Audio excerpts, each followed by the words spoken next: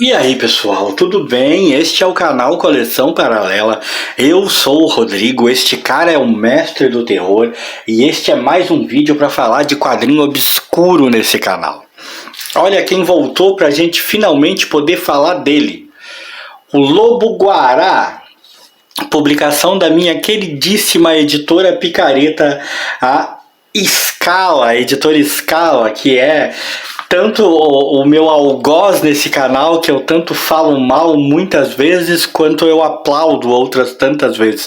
Minha relação com a editora Scala é assim, é tapas e beijos mesmo, né? A gente não se entende 100%, mas a gente não pode se abandonar.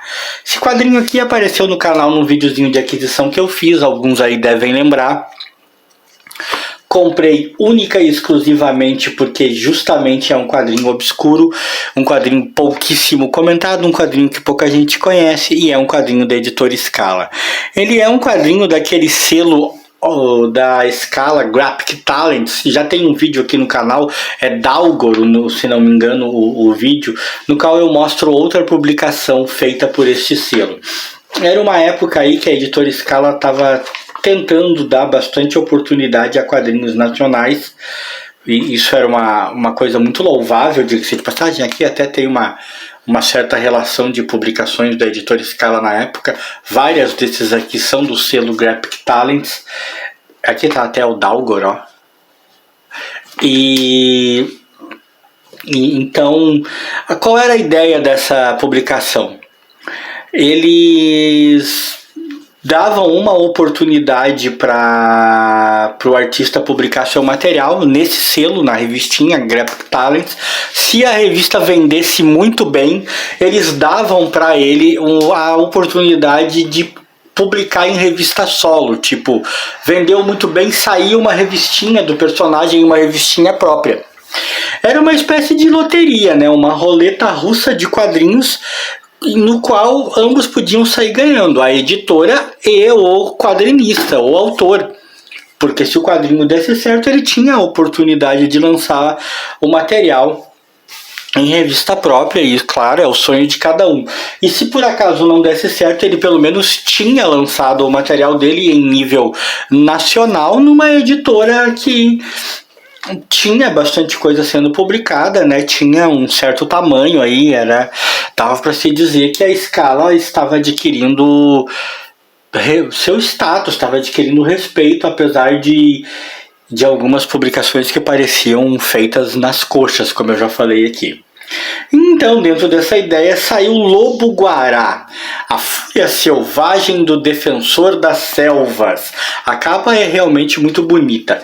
É um quadrinho lá de meados dos anos 2000 ali, né, dos anos 2000 e pouquinho.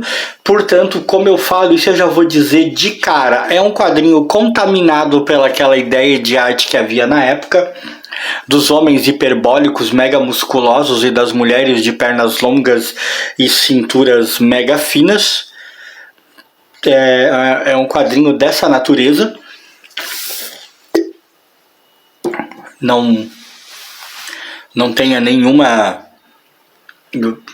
dúvida quanto a isso.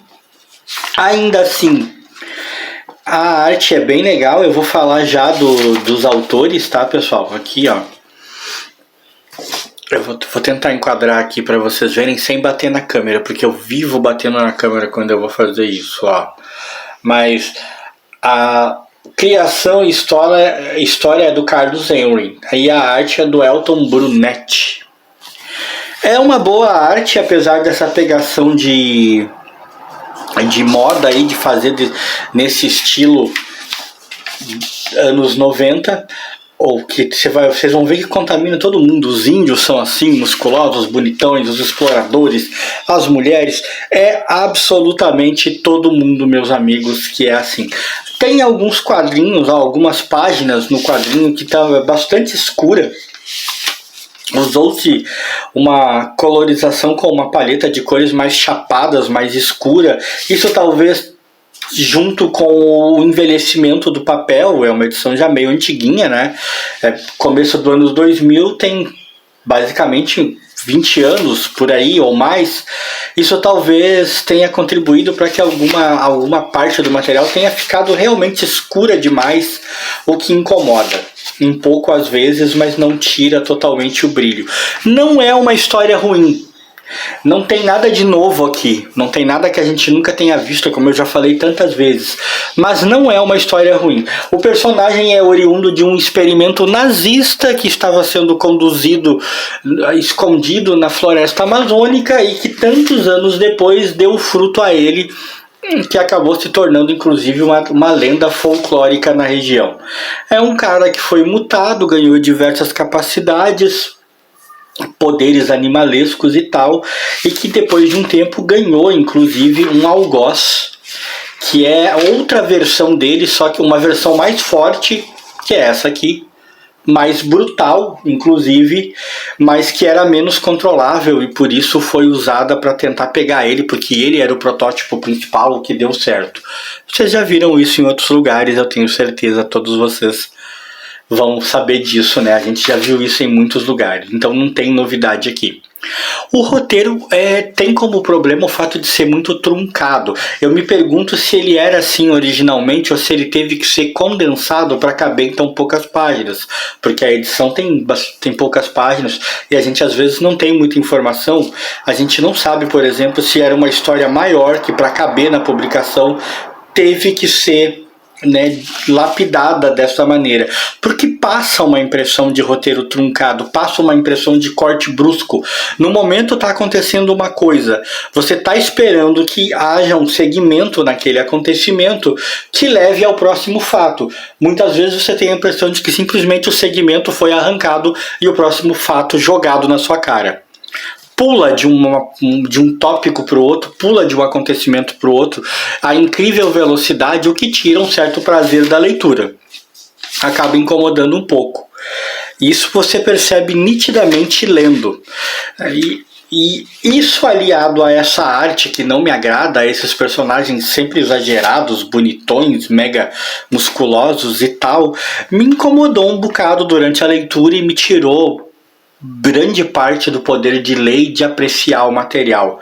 Mas enfim, Lobo-Guará me passou a impressão de que, se melhor desenvolvido, se tivesse tido melhor cuidado ou pelo menos mais espaço, poderia ter sido um material interessante de ter tido continuação. Até onde eu sei, ele não chegou a ganhar a revistinha própria. Então eu acho que a edição na qual ele saiu não teve a venda necessária. Aparentemente não, pelo menos pelo que se pode perceber. Parece um quadrinho com certo potencial, mas que esse potencial não foi desenvolvido. Ele traz uma segunda historinha que eu vou mencionar muito rapidamente porque é incrivelmente genérica e é claramente calcado no universo do Robert E. Howard e na Sonja, né? Na verdade, quando a gente pensa no Robert E. Howard, a gente pensa mais em Valéria, né? Sonja nem é exatamente uma criação do cara, mas ela lembra o tempo todo mesmo, é a Sonja na aparência e na maneira como se porta. E é uma história curtíssima, é do Carlos Henry, tanto o roteiro quanto o desenho, e é uma história aqui, ó, de 5, 6 páginas, acaba praticamente do nada. E cita inclusive, ó, cheguei a tropeçar nas palavras agora. Cita inclusive Chadzar, eu acho que com uma grafia diferente, mas cita, né, a famosa cidade da Ereboriana, lá do Conan e da Sonja, é citado aqui. E a mulher ruiva aqui simplesmente finge que vai se entregar ao mago e mata ele, arrancando a cabeça dele. E a história acaba com uma piadinha: ah, você fez mesmo o mago perder a cabeça, mulher. Claramente uma daquelas histórias de tipo, sobrou 5 páginas no final, precisamos ocupar. Vamos colocar uma história aí, mete essa, vou fazer. Aí eu me pergunto se aconteceu realmente, sou eu que estou dizendo isso, não tem como saber, é uma afirmação minha, é um questionamento meu, se aconteceu realmente da história do Lobo-Guará ter tido que ser condensada para caber nessa revista mais curtinha e por isso ela passa essa impressão de roteiro truncado, pulando de um tópico a outro. Teria sido melhor se tivessem ocupado essas últimas páginas, então, com o Lobo-Guará e deixado uma história só. Colocar essa história sem pé nem cabeça dessa Sonja da Shopee aí, desnecessário. Mas valeu muitíssimo, como eu sempre digo, pelo prazer de ler um quadrinho que ninguém conhece, pelo prazer de ler um quadrinho pouco falado, para poder conhecer mais um material brazuca, e poder trazer para vocês as minhas impressões. E claro, por revisitar a minha querida editora Scala. Espero que apareçam mais coisas dessa maravilhosa editora com a qual eu estou sempre trocando sopapos e abraços. E se você gostou desse vídeo, like aí pra mim e pro Mestre do Terror.